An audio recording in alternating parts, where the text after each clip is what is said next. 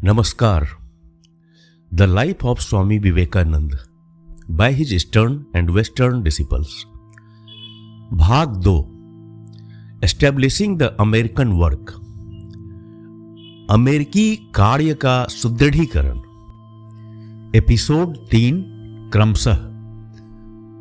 पिछले भाग में हमने पढ़ा कि स्वामी जी ने अपने तर्क और आध्यात्मिक ज्ञान से न केवल अंधविश्वास और भौतिकवाद को चुनौती दी, बल्कि पश्चिमी सभ्यता में वेदांत का प्रचार भी किया.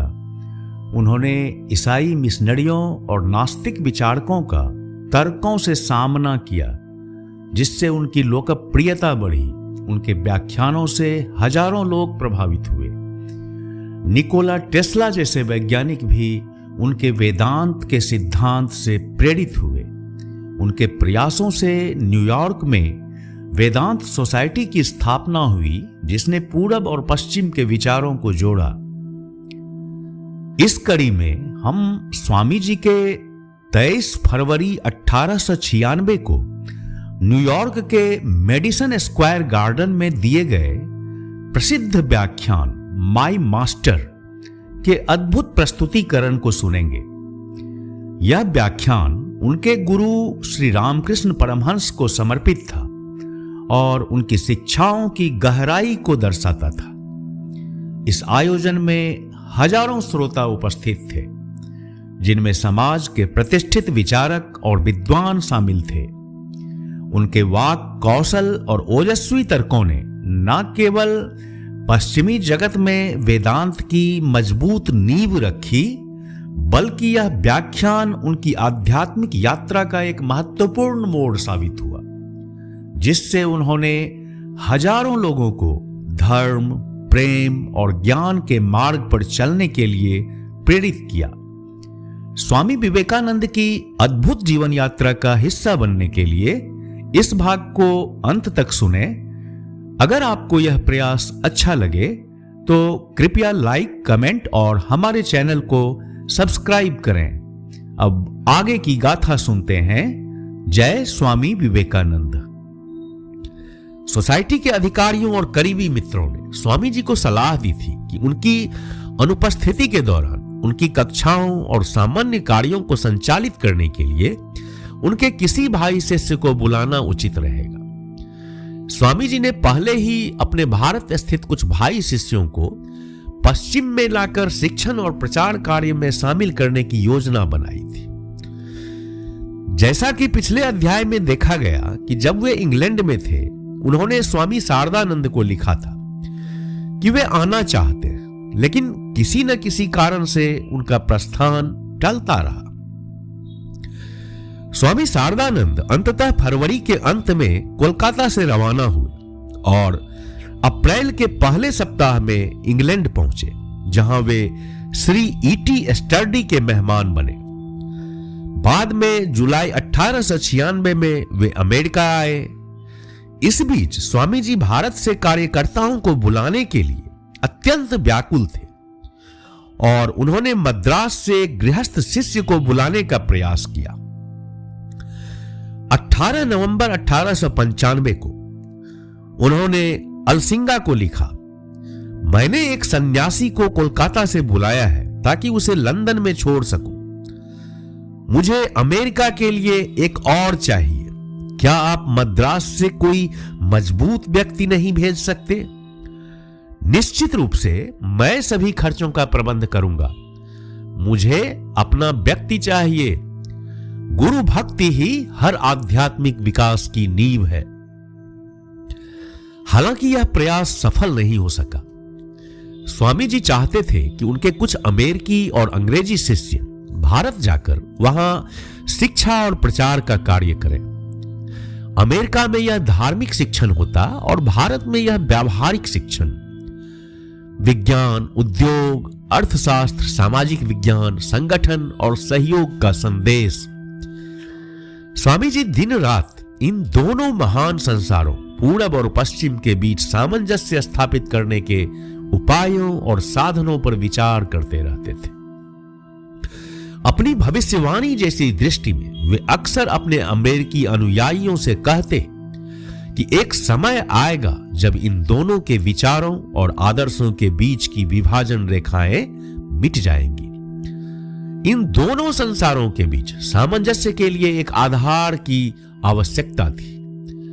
स्वामी जी के अनुसार वेदांत ही वह आधार था, विशेष रूप से उसका व्यापक और सर्वसमावेशी रूप, जिसे उन्होंने एक बार कहा था, श्री रामकृष्ण के महान जीवन में मैंने इसे पढ़ा है, जिन्होंने कभी किसी की निंदा नहीं की। गुरु ने सभी लोगों और जीवन के सभी मार्गों के लिए द्वार खोल दिए थे।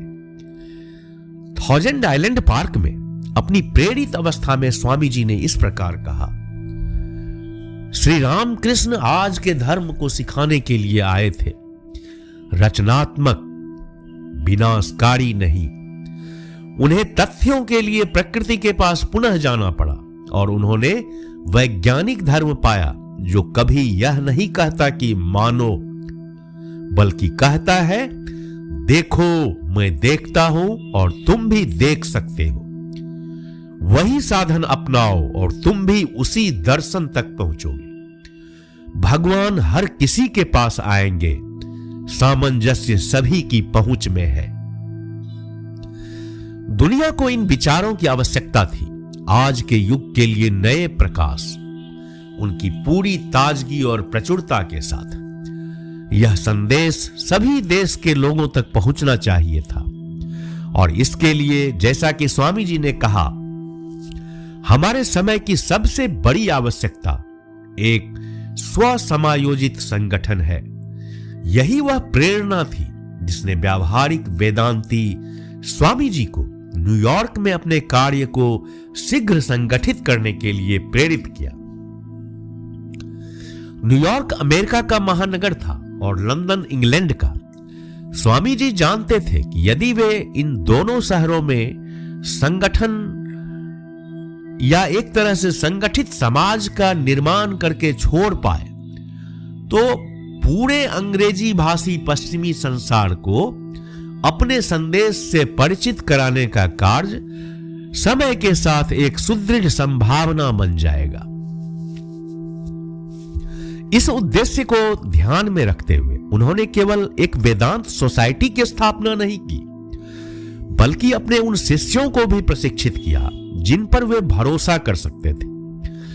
Miss S.E. वाल्डो, जिन्हें बाद में सिस्टर हरिदासी के नाम से जाना गया, उनको स्वामी जी ने आध्यात्मिक शक्तियां और अधिकार प्रदान किए और कहा कि वेदांत का प्रचार करने में वही सबसे सक्षम है। इनके साथ ही स्वामी जी कृपानंद, अभयानंद, योगानंद और कई ब्रह्मचारियों को वेदांत दर्शन के तीनों पहलुओं का गहन और विस्तृत ज्ञान प्राप्त करने के लिए ध्यान पूर्वक प्रशिक्षित कर रहे थे। इसके अलावा उनके कुछ शिष्य उनके संदेश की सच्ची समझ प्राप्त कर रहे थे।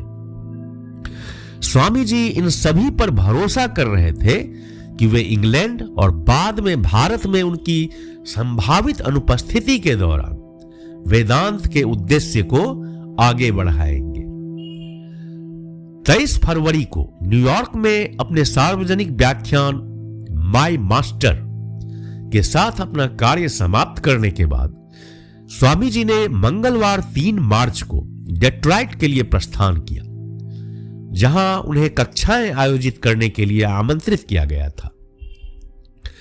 2 वर्ष पहले उन्होंने डेट्रॉइट में अपने व्याख्यानों के माध्यम से बड़ी संख्या में लोगों को आकर्षित किया था और उनके विचारों को लेकर समाचार पत्रों में लंबे समय तक गर्मजोशी से बहस हुई थी। इस बार जब वे डेट्रॉइट पहुंचे तो उन्होंने पाया कि प्रेस में वही विवाद फिर से शुरू हो गया था। इस शहर में उनके कई अच्छे मित्र थे, जिनमें श्रीमती जॉन बेगली भी थी, जो पहले उनकी मेजबान रह चुकी थी। दुर्भाग्यवश इस यात्रा के दौरान श्रीमती बेगली शहर में नहीं थी और स्वामी जी उनसे फिर कभी नहीं मिल सके, क्योंकि 2 साल बाद उनका निधन हो गया। स्वामी जी लगभग 2 सप्ताह तक डेट्रॉइट में रहे। इस छोटे से समय में उन्होंने 22 कक्षाएं आयोजित की। इसके अलावा उन्होंने 3 सार्वजनिक व्याख्यान दिए। बुधवार 4 मार्च को उन्होंने सुबह और शाम 2 बार सार्वभौमिक धर्म का आदर्श विषय पर व्याख्यान दिया और रविवार 15 मार्च को विश्व के लिए भारत का संदेश पर व्याख्यान दिया। इस समय के बारे में श्रीमती मैरी फंके लिखती हैं, वे अपने आशुलिपिक और वफादार गुडविन के साथ थे। वे द रिचेल्यू, जो एक छोटा पारिवारिक होटल था, के एक कमरे में रुके थे और कक्षा कार्य और व्याख्यानों के लिए बड़े ड्राइंग रूम का उपयोग करते थे। यह कमरा भीड़ के लिए पर्याप्त बड़ा नहीं था और हमारे गहरे अफसोस के साथ कई लोगों को वापस लौटना पड़ा। कमरा, साथ ही हॉल, सीढ़ियों और पुस्तकालय सचमुच खचाखच भरे हुए थे। उस समय स्वामी जी पूर्णतः भक्ति रस में डूबे हुए थे। भगवान के प्रेम की भूख और प्यास उनके भीतर तीव्र रूप से समाहित थी। एक प्रकार का दिव्य उन्माद उनमें समा गया था, मानो उनका हृदय मां के प्रति प्रेम के कारण फट जाएगा। स्वामी जी का डेट्रॉइट में अंतिम सार्वजनिक कार्यक्रम बेथएल मंदिर में हुआ, जिसके पादरी रब्बी लुइस ग्रॉसमैन स्वामी जी के प्रबल प्रशंसक थे। यह रविवार शाम का कार्यक्रम था और भीड़ इतनी अधिक थी कि भगदड़ का भय उत्पन्न हो गया। सड़क तक लंबी कतारें लगी थी। सैकड़ों लोगों को निराश होकर लौटना पड़ा। स्वामी विवेकानंद ने अपने व्याख्यान पश्चिम के लिए भारत का संदेश और सार्वभौमिक धर्म का आदर्श पढ़ दिया। उन्होंने अपने अद्भुत और शानदार प्रवचन से विशाल दर्शकों को मंत्रमुग्ध कर दिया। श्रीमती मैरी फंके लिखती हैं, मैंने कभी स्वामी जी को उस रात जैसा नहीं देखा। उनके सौंदर्य में कुछ ऐसा था जो इस संसार का नहीं लगता था। ऐसा प्रतीत हो रहा था जैसे आत्मा मांस के बंधन को लगभग तोड़ने वाली हो। और तभी मैंने पहली बार उनके अंत का संकेत देखा। वे वर्षों के अत्यधिक परिश्रम से बहुत थके हुए थे। यह साफ दिख रहा था कि वे इस दुनिया में अधिक समय तक नहीं रहेंगे। मैंने इस सच्चाई को अनदेखा करने की कोशिश की, लेकिन मेरे हृदय में मुझे इसका आभास हो गया। उन्हें आराम की आवश्यकता थी, लेकिन वे महसूस करते थे कि उन्हें अपने कार्य को जारी रखना है। स्वामी जी की डेट्रॉइट में सफलता के बारे में एक अन्य शिष्य ने 25 अप्रैल 1896 के ब्रह्मवादिन में लिखा, मिशनरियों के कई हमलों के बावजूद उनकी कक्षाओं और सार्वजनिक व्याख्यानों में इतनी भीड़ उमड़ी कि हॉल खचाखच भर गया। रब्बी ग्रॉसमैन ने बेथेल मंदिर का उपयोग करने की अनुमति दी, लेकिन वहां भी भारी भीड़ के कारण सैकड़ों लोग महान हिंदू उपदेशक को सुनने से वंचित रह गए। रब्बी ने अन्य पहलुओं में भी अपनी उदारता और स्वामी जी के प्रति गहरी मित्रता दिखाई। उन्होंने अखबारों में पादरियों द्वारा किए गए हमलों के विरुद्ध स्वामी जी का बचाव किया। मंदिर में स्वामी जी का परिचय देते हुए रब्बी ने हिंदू और हिंदू धर्म की भव्य प्रशंसा की। अखबारों में पादरियों के हमले का उल्लेख स्वामी जी के विरोधियों, विशेष रूप से एक कट्टर ईसाई मिशनरी और उनके उत्साही समर्थकों के बीच चल रही अखबारों की बहस की ओर संकेत करता है। इस गर्मागर्म विवाद ने स्वामी जी की डेट्रॉइट में उपस्थिति को इतनी प्रसिद्धि दिलाई कि उनकी वेदांत के गंभीर छात्रों के लिए निर्धारित कक्षाएं उत्सुक अजनबियों और जिज्ञासु दर्शकों से भर गई।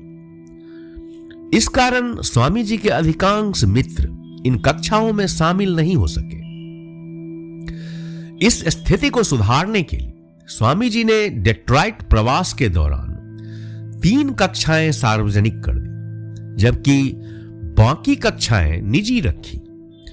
इन हमलों का उत्तर देने के लिए स्वामी जी ने रविवार 15 मार्च को डेट्रॉइट में अपना तीसरा और अंतिम सार्वजनिक व्याख्यान दिया। जैसा कि पहले बताया गया, उनका विषय था विश्व के लिए भारत का संदेश। इसके बाद स्वामी जी हमें बोस्टन में दिखाई देते हैं, जहां उन्होंने मार्च 1896 के दूसरे पखवाड़े में लगभग 2 सप्ताह कार्य किया। इस दौरान उनके मिशन की एक सबसे उल्लेखनीय घटना घटी। उन्होंने हार्वर्ड यूनिवर्सिटी के ग्रेजुएट फिलोसॉफिकल क्लब के प्रोफेसरों और छात्रों के समक्ष भाषण दिया। 25 अप्रैल 1896 के ब्रह्मवादिन में प्रकाशित एक रिपोर्ट के अनुसार बोस्टन में उनके अन्य व्याख्यानों और कक्षाओं के साथ यह कार्यक्रम उनकी एक अनुयायी, एक महान महिला और वेदांत दर्शन की उत्साही समर्थक द्वारा आयोजित किया गया था। यह निश्चित रूप से यह महिला श्रीमती बुल थी।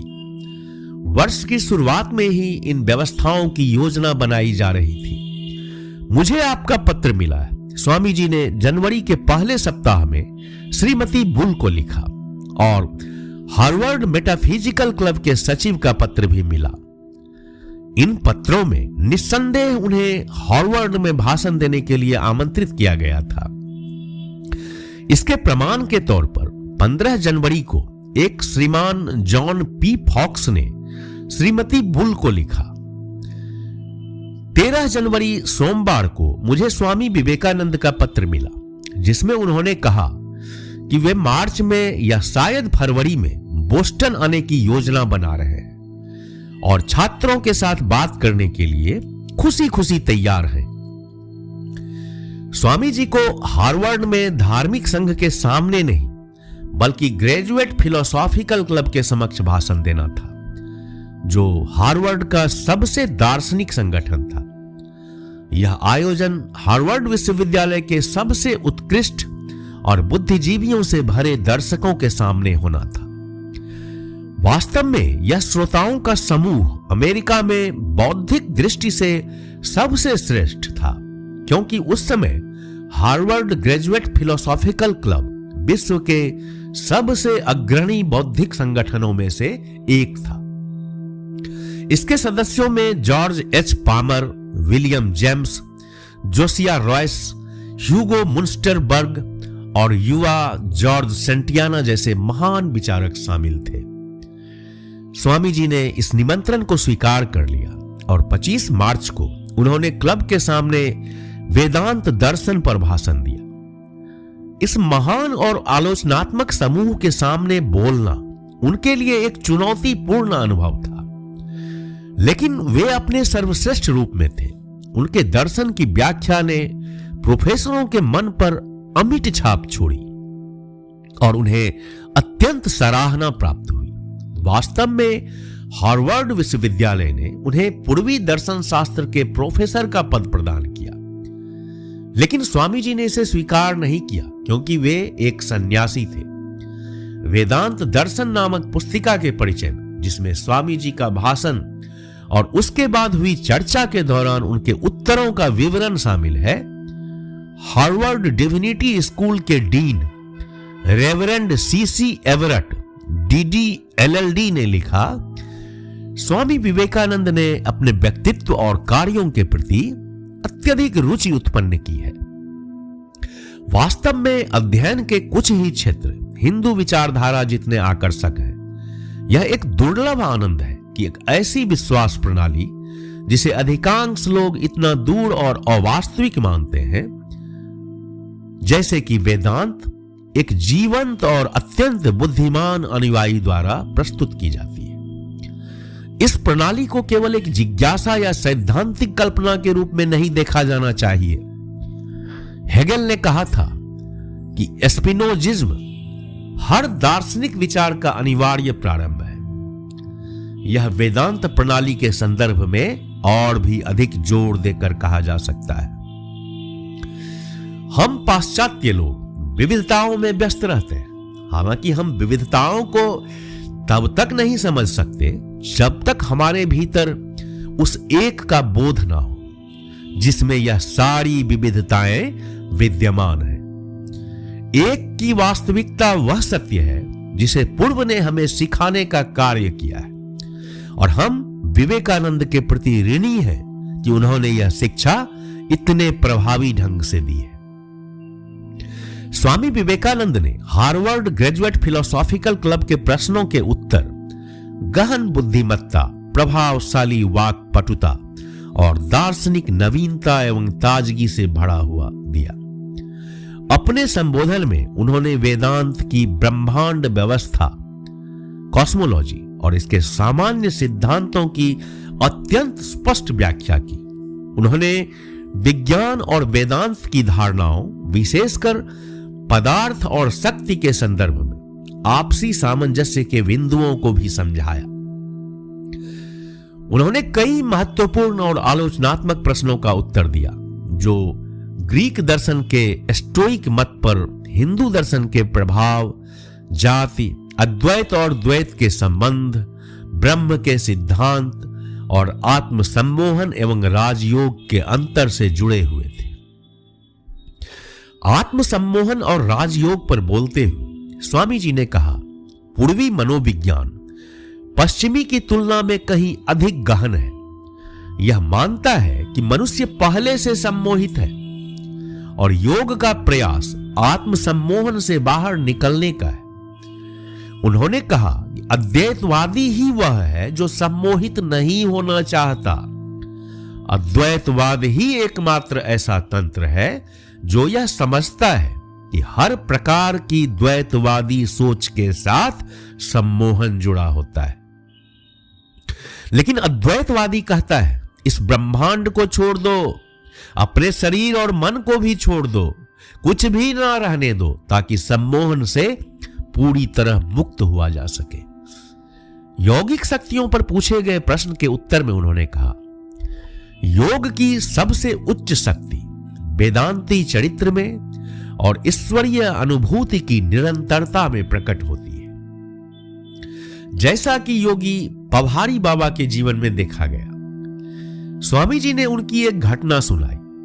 उन्हें एक कोबरा ने काट लिया और वह जमीन पर गिर गए। शाम को जब वह होश में आए, उनसे पूछा गया कि क्या हुआ था, तो उन्होंने कहा कि मेरे प्रियतम का एक दूत आया था। स्वामी जी ने बताया कि बाबा के भीतर से द्वेष, क्रोध, ईर्ष्या पूरी तरह जलकर समाप्त हो चुके थे। कुछ भी उन्हें प्रतिक्रिया देने पर मजबूर नहीं कर सकता था। वह अनंत प्रेम के साक्षात स्वरूप थे। यही सच्चा योगी है। उन्होंने कहा कि आध्यात्मिक स्वतंत्रता का प्रदर्शन और ईश्वरीय दृष्टि एवं अंतर्दृष्टि में निरंतर वृद्धि ही उच्चतम आध्यात्मिक शक्ति का प्रकटीकरण है। इसका चरम निर्विकल्प समाधि है। जब प्रोफेसरों ने पूछा कि वेदांत के अनुसार सभ्यता का क्या अर्थ है, तो स्वामी जी ने उत्तर दिया, सच्ची सभ्यता वह है जिसमें मनुष्य के भीतर स्थित दिव्यता का प्राकट्य हो, और वह भूमि सबसे अधिक सभ्य है जहां उच्चतम आदर्शों को व्यावहारिक रूप में साकार किया जाता है। हार्वर्ड यूनिवर्सिटी में अपने प्रसिद्ध व्याख्यान से पहले स्वामी जी को 22 और 24 मार्च को कैम्ब्रिज में श्रीमती बुल के घर पर हार्वर्ड के छात्रों के एक समूह को दोपहर के समय 2 वार्ताएं प्रस्तुत करनी पड़ी। उन्होंने 28 मार्च की दोपहर को प्रतिष्ठित और सामाजिक सुधारों के प्रति जागरूक 20th सेंचुरी क्लब में वेदांत, इसका व्यावहारिक महत्व, यह अन्य दर्शन से कैसे भिन्न है, विषय पर व्याख्यान दिया। बोस्टन में स्वामी जी प्रोकोपिया क्लब, जो एक उच्च स्तर का तत्व ज्ञान से संबंधित समाज था, के प्रमुख अतिथियों में से एक थे। उन्होंने इस क्लब में 5 सार्वजनिक व्याख्यान दिए, जो बड़ी संख्या में श्रोताओं की उपस्थिति में 21, 23, 26, 27 और 28 मार्च की शाम को हुए। उनके विषय क्रमशः थे कार्य का विज्ञान, भक्ति, सर्वधर्म का आदर्श, धर्म का अंतिम लक्ष्य, आत्म साक्षात्कार, उपनिषद, सर्वधर्म का आदर्श उनके सबसे प्रिय विषयों में से एक था, जिस पर उन्होंने लगभग हर शहर और कस्बे में व्याख्यान दिया। यह विषय उनके एक मूल शिक्षण को समेटता था, सभी धर्मों की मौलिक एकता और धार्मिक अभिव्यक्ति और प्रथाओं में विविधता की आवश्यकता। उन्होंने यह बताया कि यदि कोई सार्वजनिक धर्म, सार्वभौमिक धर्म अस्तित्व में हो सकता है, तो वह सिद्धांतों का धर्म होना चाहिए, जिसकी पृष्ठभूमि अद्वैत हो और जो विभिन्न राष्ट्रों और व्यक्तियों के स्वभाव के अनुसार भिन्न हो। हार्वर्ड के प्रोफेसरों और वास्तव में जो भी स्वामी विवेकानंद के संपर्क में आए, उन्होंने पाया कि उनका दर्शन केवल बौद्धिक होने की तुलना में अधिक नैतिक और भावनात्मक था। यह सत्य है कि इसमें तर्क और दार्शनिक संरचना शामिल थी, लेकिन अपने मूल स्वरूप में यह धर्म था जिसका उद्देश्य आत्म साक्षात्कार और आध्यात्मिक स्वतंत्रता थी। हार्वर्ड का अनुभव उनकी सैकड़ों ऐसी घटनाओं में से केवल एक था। जहां भी वे गए, जब भी उन्होंने सिखाया, वे सवालों की बौछार का सामना करते। उनके उत्तर हमेशा सहज और तत्क्षण होते थे, जो उन्हें बौद्धिक रूप से सतर्क बनाकर रखते। जो भी प्रश्न पूछा जाता, उसका उत्तर वे अपने वास्तविक अनुभव से जोड़ कर देते। अमेरिका में और इसी तरह इंग्लैंड में भी स्वामी जी के सभी शिक्षण का मुख्य विषय अद्वैत वेदांत था, अनंत एकता का दर्शन। उन्होंने सिखाया कि अद्वैत में कोई पर निर्भरता नहीं है, सभी भिन्नताएं समाप्त हो जाती हैं, सभी भय मिट जाते हैं और केवल प्रकाश प्रकट होता है, स्वयं प्रकाशित आत्मा का प्रकाश। मानव व्यक्तित्व शुद्ध दिव्यता के प्रकटीकरण में परिवर्तित हो जाता है। यहां हम 30 मार्च के बोस्टन इवनिंग ट्रांसक्रिप्ट के कुछ अंश प्रस्तुत करते हैं, जिसमें स्वामी जी की बोस्टन में गतिविधियों और उनके दिए गए व्याख्यानों का सारांश लिखा गया है। स्वामी विवेकानंद ने पिछले कुछ दिनों के दौरान प्रोकोपिया के साथ एक अत्यंत सफल कार्य किया है। इस अवधि में उन्होंने क्लब के लिए 4 कक्षा व्याख्यान दिए, जिनमें 4 से 500 लोगों की निरंतर उपस्थिति रही। ये व्याख्यान एलन जिम्नेजियम 44 सेंट वाटल्फ स्ट्रीट में आयोजित हुए। इसके अलावा उन्होंने कैम्ब्रिज में श्रीमती ओले बुल के घर पर 2 व्याख्यान दिए और हार्वर्ड विश्वविद्यालय के दार्शनिक विभाग के प्रोफेसरों और स्नातक छात्रों के समक्ष एक व्याख्यान प्रस्तुत किया। उनके सप्ताह के व्याख्यानों में से एक का विषय था सर्वधर्म का आदर्श। स्वामी जी सिद्धांतों के उपदेशक नहीं थे। यदि उनके प्रतिपादित वेदांत दर्शन की कोई विशेषता सबसे अधिक प्रेरक प्रतीत होती है, तो वह इसकी गहन व्यावहारिकता है। हम यह मानने के अभ्यस्त हो गए हैं कि धर्म एक उच्च सिद्धांत है, जिसे केवल अगले जीवन में ही व्यवहार में लाया जा सकता है। लेकिन स्वामी जी हमें इस भ्रम की मूर्खता दिखाते हैं।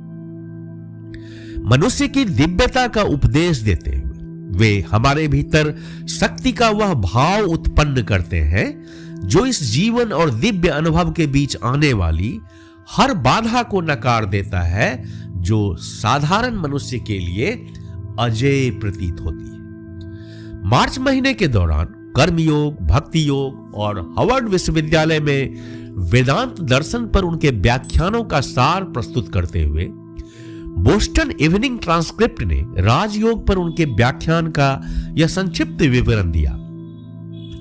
राजयोग पर चर्चा करते हुए स्वामी जी ने मानसिक एकाग्रता की शक्ति पर प्रकाश डाला, जो भौतिक और आध्यात्मिक दोनों क्षेत्रों में उपलब्धियों के लिए आवश्यक है। यह ज्ञान प्राप्त करने की एकमात्र विधि है। निम्नतम प्राणी से लेकर उच्चतम ऋषि तक सभी को इसी विधि का उपयोग करना पड़ता है। खगोल शास्त्री आकाश के रहस्यों को जानने के लिए, रसायन शास्त्री अपनी प्रयोगशाला में और प्रोफेसर अपने अध्ययन में इसी विधि का उपयोग करते हैं। यह एकमात्र पुकार है, एकमात्र दरवाजा खटखटाने का तरीका है जो प्रकृति के द्वार खोलता है और प्रकाश की बाढ़ को प्रकट करता है। यह एकमात्र कुंजी है, एकमात्र शक्ति, एकाग्रता। हमारी वर्तमान शारीरिक स्थिति में हमारा मन सैकड़ों चीजों पर अपनी ऊर्जा बर्बाद कर रहा है। शरीर को संचालित करने वाली शक्तियों का वैज्ञानिक नियंत्रण करके इसे रोका जा सकता है और इसका अंतिम परिणाम आत्म साक्षात्कार होता है। धर्म केवल बातों से नहीं बनता जब तक हम उस सत्य को महसूस करने का प्रयास नहीं करते जिसके बारे में हम बात करते हैं, तो हम अज्ञेयवादियों से बेहतर नहीं हैं। अज्ञेयवादी ईमानदार होते हैं लेकिन हम नहीं। 28 मार्च शनिवार को 20th सेंचुरी क्लब ने स्वामी जी को अतिथि के रूप में आमंत्रित किया और उनसे वेदांत दर्शन के व्यावहारिक पक्ष पर व्याख्यान सुना। बोस्टन में अपने प्रवास के दौरान स्वामी जी ने अपने कई पुराने मित्रों से मुलाकात की, जिनमें प्रोफेसर जॉन हेनरी राइट भी शामिल थे। 27 मार्च की दोपहर उन्होंने प्रोफेसर राइट के साथ लंबी बातचीत की। स्वामी जी ने उन्हें अपनी पिछली मुलाकात के बाद के कई अनुभवों के बारे में बताया, जैसे कोई पुत्र अपने गर्वित पिता से बात करता है। स्वामी जी ने एक बार लिखा था कि प्रोफेसर राइट अमेरिका में उनके पहले मित्र थे। प्रोफेसर राइट स्वामी जी से मिलकर बहुत प्रसन्न हुए। उन्होंने अपनी पत्नी को लिखा, स्वामी जी अब अधिक सौम्य, बुद्धिमान और मधुर हो गए हैं। वास्तव में वे अत्यंत मनमोहक हैं। उन्होंने स्पष्ट रूप से प्रोफेसर विलियम जेम्स को पूरी तरह से प्रभावित कर लिया है। मिस सिवंस ने मुझे आज शाम बताया कि प्रोफेसर जेम्स स्वामी जी के व्याख्यान को सुनने के लिए हर अवसर पर बोस्टन जा रहे हैं। 30 मार्च को स्वामी जी बोस्टन से शिकागो के लिए रवाना हुए, जो उनके पश्चिमी दुनिया में पहली बड़ी सफलता का नगर था। यहां उनके मित्रों द्वारा आयोजित कई सफल कक्षाएं हुई। स्वामी जी लगभग 2 सप्ताह तक शिकागो में रहे और फिर 11 अप्रैल को न्यूयॉर्क लौट आए। न्यूयॉर्क में उन्होंने हार्वर्ड में दिए गए अपने वेदांत दर्शन के व्याख्यान पर काम किया, जिसमें उन्होंने व्याख्या संबंधी टिप्पणियां जोड़ी। 13 अप्रैल को उन्होंने वेदांत सोसाइटी के छात्रों को वेदांत के मुख्य सिद्धांत और अमेरिका में इसके भविष्य पर एक संक्षिप्त संबोधन दिया। पश्चिम में अपने प्रवास के दौरान समय के साथ स्वामी जी ने महसूस किया कि अपनी धार्मिक विचारधाराओं को व्यवस्थित करना आवश्यक होता जा रहा है। ऐसा करने के लिए उन्होंने यह समझा कि उन्हें हिंदू दार्शनिक चिंतन को पूरी तरह से पुनर्गठित करना होगा और इसके विशिष्ट पहलुओं को हिंदू धार्मिक प्रणालियों के प्रमुख सिद्धांतों के इर्द गिर्द समूहीकृत करना होगा, ताकि इसे पश्चिमी मानसिकता के लिए अधिक सुगम बनाया जा सके। वे विभिन्न वेदांत शाखाओं के अनुसार आत्मा, ईश्वर और अंतिम लक्ष्य के विचारों को प्रस्तुत करना चाहते थे। पदार्थ और शक्ति के संबंध को स्पष्ट करना चाहते थे और वेदांत के दृष्टिकोण से ब्रह्मांडीय संरचना और विकास के विचारों को सामने लाना चाहते थे। साथ ही वे यह दिखाना चाहते थे कि आधुनिक विज्ञान की कुछ अद्भुत खोजें वास्तव में वही हैं जो सदियों पहले खोजी जा चुकी थी। जय स्वामी विवेकानंद।